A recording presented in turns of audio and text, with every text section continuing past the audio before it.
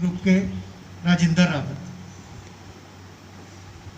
सभी देशवासियों को, गांववासियों को आज आज़ादी के पर्व की बहुत बहुत बधाई। इस समय हम अपनी ज़िंदगी के सबसे मुश्किल दौर से गुजर रहे हैं। शायद ही किसी ने कल्पना की होगी कि कोरोना की वजह से सारी दुनिया रुक जाएगी और ये समय जागने का, लड़ने का समय है, एक दूसरे का साथ देने का समय है।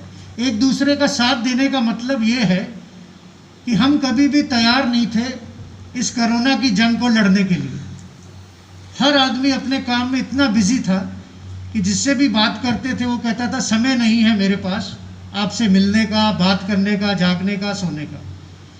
इतनी भागदौड़ में हम बिजी थे। पिछले 4 महीनों में हमारी ज़िंदगी 360 डिग्री पे बदली है। तो मैं कुछ बातें आपके साथ शेयर करना चाहूँगा कि प्लीज़ रिक्वेस्ट है, इस समय में जो भी आपके रिश्तेदार, दोस्त, मित्र दूर नज़दीक हैं, आप उनके कांटेक्ट में ज़रूर रहिए, उनसे बात ज़रूर करिए, उनका हाल चाल ज़रूर पूछिए। क्योंकि कोरोना की वजह से कुछ ऐसे लोग हैं जो फ्रीली मूव नहीं कर पा रहे, घर से बाहर नहीं जा पा रहे, बात नहीं कर पा रहे। तो आप एक कोरोना वॉरियर खुद भी बन सकते हो, उनसे बात करके उनका हाल चाल पूछ के। दूसरी रिक्वेस्ट करूँगा, पिछले 4 महीने में पूरी दुनिया में सबसे अगर कोरोना से लड़ने की जंग में सक्सेस पाई है तो हमारे देश ने पाई है। क्योंकि हमारा खाना पीना, रहना उठना, योग, इसने हमारी बहुत ही मदद की है। तो 95% केसेस में अगर हम मास्क डालते हैं तो हम इस बीमारी की जंग को जीत सकते हैं, 95%। तो रिक्वेस्ट है, जब भी आप घर से निकले, बच्चे भी हों, बूढ़े भी हों, काम पे जहाँ भी जा रहे हैं, मास्क ज़रूर डालें। 5% की जो लड़ाई है वो हम समय समय पर हाथ धो के, जहाँ साबुन नहीं है सैनिटाइज़र का यूज़ करके, और कुछ खान पीन में हम अपनी व्यवस्था को बदल सकते हैं। हमारे पास इम्यूनिटी बढ़ाने के लिए आयुष मंत्रालय की तरफ से आयुष काढ़ा है। मैं रिक्वेस्ट करूँगा आज सब अपने दिनचर्या में आयुष काढ़ा जरूर पीजिए। मेरे को आज 3 महीने हो गए आयुष काढ़ा पीते हुए, और शायद ही कोई एक दिन ऐसा हो हम घर बैठे हों। 15 मार्च से हमारी सेवा शुरू हुई थी हेल्पिंग हैंड्स ग्रुप की, और आज 15 अगस्त तक हम निरंतर बिना रुके, बिना थके ये सेवा करते आ रहे हैं। उसमें चाहे डॉक्टर्स को,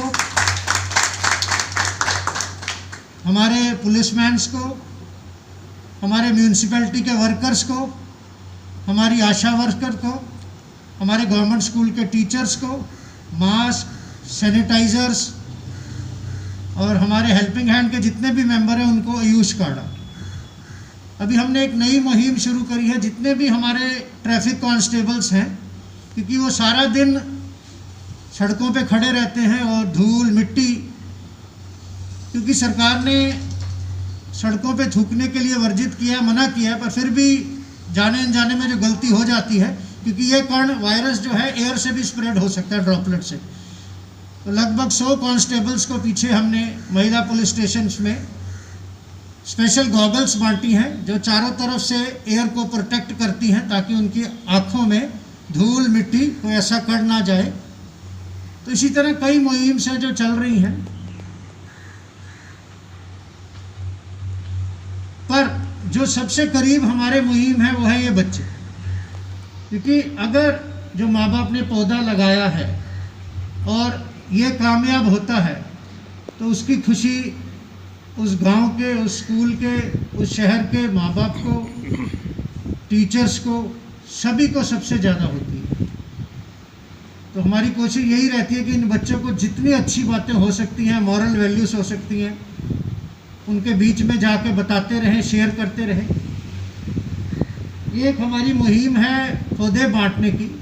ये गुरु नानक देव जी के 550 साला प्रकाश पुरब पर हमने शहर में 550 ये इंडोर एयर प्योरीफायर प्लांट्स हैं जो हवा को शुद्ध करते हैं। बचपन में हमने एक पौधा सुना था मनी प्लांट, तो हम अपने घरों पे मनी प्लांट लगाते थे कि मनी आएगी।